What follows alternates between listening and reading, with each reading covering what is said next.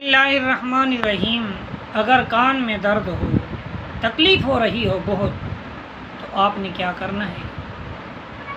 اللہ تعالیٰ کا نام ہے یا سمیع، یا سمیع 21 مرتبہ پڑھنا ہے۔ اول آخر تین مرتبہ درود شریف پڑھ کے اپنی کان پر پھونک لیا کریں یا مریض کے کان پر پھونک لیا کریں۔